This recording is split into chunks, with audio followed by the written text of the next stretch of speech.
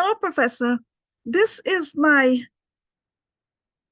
presentation for topic 7 assignment. I'll share my screen so I can explain my codes.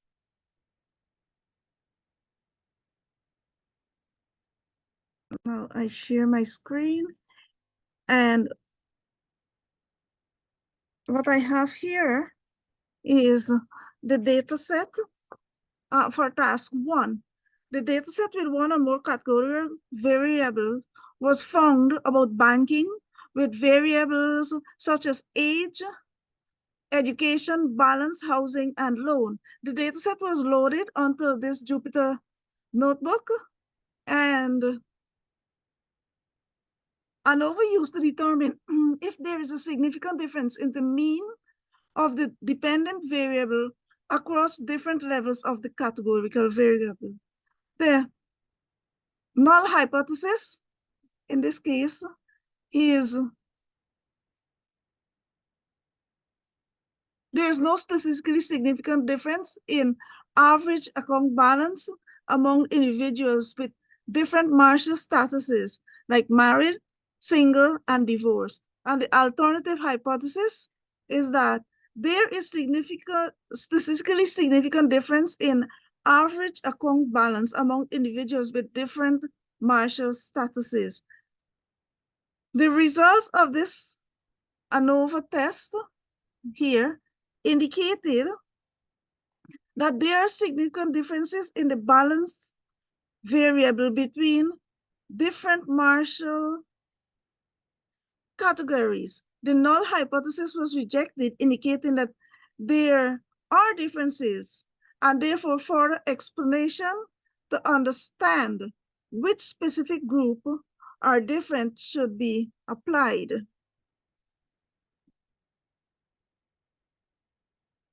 And to do that, the post hoc analysis of the Tukey's test is used. And this test helps identify which group means are significantly different for each group. The Tukey test indicated that the main difference between the divorced and married group, divorced and single group, and divorced and unmarried and single groups is statistically significant. In all three cases, the null hypothesis is rejected, suggesting that there are significant differences in the balance variable between the specified marital categories. This Tukey test result provide more detailed insights into the specific pairs of categories contributing to these differences, and the visualization provides a clear comparison of the central tendency and spread of the balance across different marital categories. This used the box plot where the matplotlib.pyplot was used that allowed for creating this visualization. So that's for task 1. For task 2, the dataset from the dataset from task 1 was loaded again into the Jupyter notebook to develop a linear model which has one or more independent variables that predicts the dependent variable. In this case, we have the dependent variable being balance, and the independent variables are age, marital, and education. And the evaluation of the significance of the model was done using the F-test, and the result shows that a high F statistics and an extremely low p-value. That is, there is evidence that at least one of the independent variable has a non-zero coefficient in predicting the dependent variable, which is balance. And that's the visual.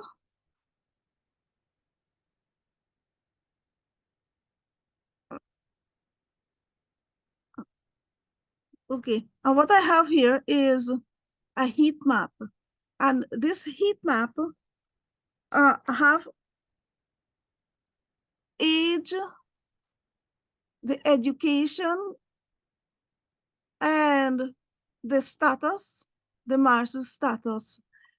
And with this, it shows that the closer the correlation coefficient is to 1 or -1, the stronger the coefficient. The correlation. For example, if we look at age, it's 0.09, indicating that the coefficient is lower than 0. It's positive, but it has a weaker correlation. That's for this heat map here.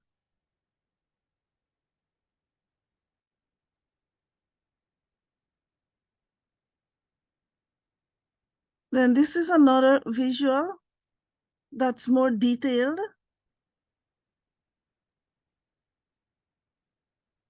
And for task 3, it's to discuss the assumption and limitations for the assumption of ANOVA and linear models. First, I start with ANOVA. The assumption of ANOVA and the linear models here, of both. The assumption of ANOVA and linear models. I look at the normality of residuals. And it should be normally distributed. If the assumption is violated, it may affect the accuracy of confidence intervals and p-value, leading to incorrect conclusions. For homogeneity of variances, the assumption is the variance of the residuals should be constant across all levels of the independent variables. The impact of violation can lead to biased standard errors affecting the precision of parameters, estimates, and hypothesis tests. For independence of observations, the assumption is the observations should be independent of each other. The impact of violation is if the observations are not independent, such as time series data with autocorrelation, it may lead to inaccurate standard errors and inflated type 1 error rates. For linearity, the assumption is the relationship between the independent and dependent variables should be linear, and the impact of violation is if the relationship is nonlinear, the model may not accurately capture the underlying pattern, leading to biased parameter estimates. The limitations are sensitivity to outliers and the linear model, including ANOVA, and the sensitivity to outliers, which can disproportionately influence parameter estimates and statistical tests. The assumption of additivity assumes that the effects of different factors are additive. Interaction effects should be carefully examined, as neglecting them may lead to incorrect conclusions. The impact on validity is bias in parameter estimates, as the violation of assumptions can introduce bias in parameter estimates, leading to incorrect conclusions about the relationships between variables. Now, mitigation. The mitigation strategies would be to transform the variables, such as using logarithms that could sometimes address issues related to normality and homoscedasticity. Also, the robust method could be used that are less sensitive to violations of assumptions can be considered. And the residual analysis here that's another strategy where the careful examination of residuals can provide insights into the validity of assumption and guide model refinement. And generally, understanding and checking the assumptions and limitations of ANOVA and linear model are crucial for ensuring the validity of statistical analysis. And here is a transformation, the code using Python. It was the Levine's test, and transforming variable here. And we can use the robust method as shown here. And these are the results. And this is the residuals. That is using the Python. And this is the visual.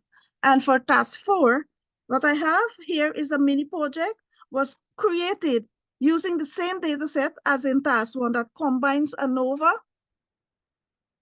and linear models to make predictions and draw conclusions.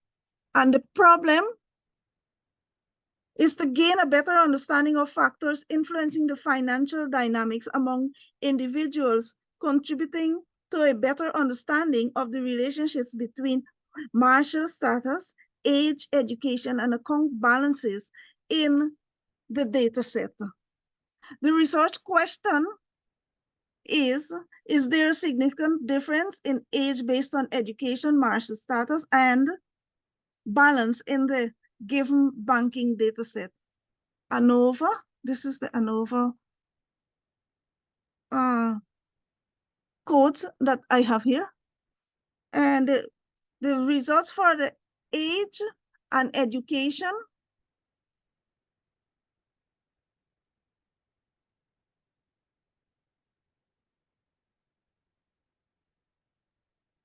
the results show that there is a significant difference in the mean age across different levels of education, and the low p-value suggests that at least one pair of education groups has a significant different mean age. For age and marital status, indicated that the mean age varies significantly among different marital statuses. The extremely low p-value indicates that there are significant differences in the mean age between at least 2 marital status groups. The ANOVA for account balance and age indicated that the mean age is significantly different across the balance.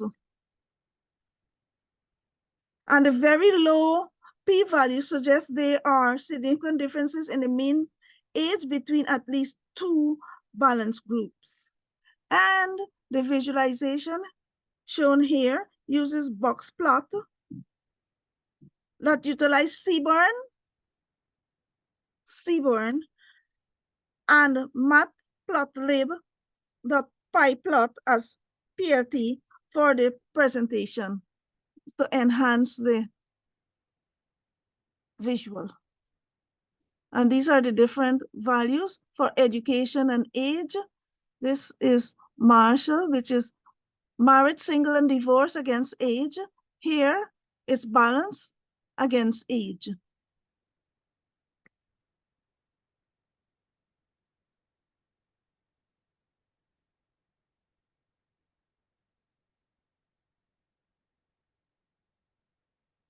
And this is for the linear model, the codes for the linear model.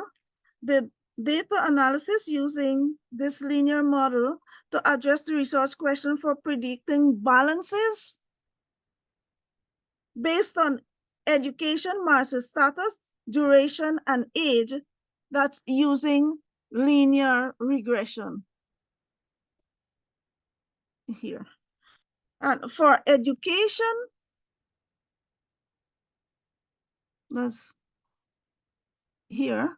And for education, the result shows that holding other variables constant show that having a secondary education is associated with a decrease of approximately $3.25 in the balance compared to the reference category of primary education.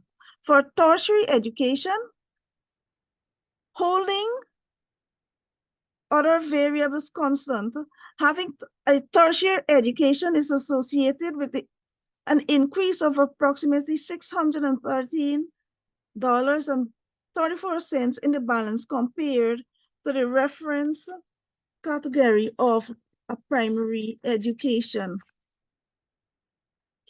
And for married persons, holding other variables constant, being married associated with an increase in approximately $338.84 in the balance compared to the reference category being single.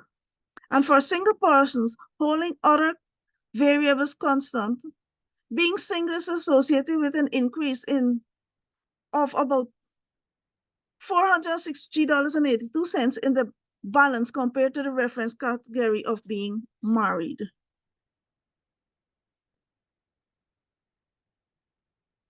And limitations here for ANOVA, the assumptions, limitations, and possible solution is that for homogeneity of variances, the assumption is that the variance within each group should be approximately equal. The limitation of the violation of homogeneity of variances can lead to inaccurate results, and the possible solution is to check the assumption using tests like Levine's test.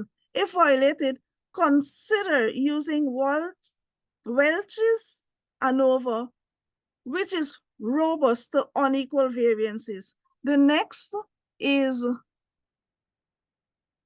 normality of residuals, as the residuals should be normally distributed. And the limitation is that the departure from normality may affect the accuracy of p-values, and the solution is checking normality using diagnostic plots or statistical tests. And if the sample size is large, ANOVA is robust to deviation from normality. For smaller samples, consider transformation or non-parametric alternatives.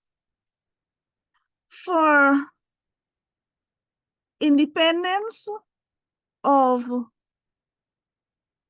observations, the assumption is that the observations should be independent within and between groups. The limitation is the dependent observation can lead to inaccurate standard errors. The solution is to ensure that observations are independent, and if dealing with repeated measures, consider methods like repeated measures of ANOVA. Okay, next, I'll look at the assumption for linearity, limitations, and solutions. For linearity, the assumption is the relationship between the independent variables and the dependent variable is linear. The limitation is if the true relationship is not linear, the model may not perform well. And the solution is to consider using polynomial regression or other non-linear models. For independence of residuals, the assumption is the residual should be independent. The limitation is autocorrelation in residuals can lead to inefficient parameters estimates, and the solution is checking for autocorrelation in residuals and consider time series models if needed. For homoscedasticity, the assumption is the residuals should have constant variance across all levels of the independent variables. The limitation is heteroscedasticity can lead to inefficient coefficient estimates. The solution is to transform the dependent variable, use weighted least squares, or consider other robust regression methods. For normality of residuals, the assumption is the residuals should be normally distributed. The limitation is departure from normality may affect hypothesis testing. And the solution is if the sample size is large, the central limit theorem can often mitigate this.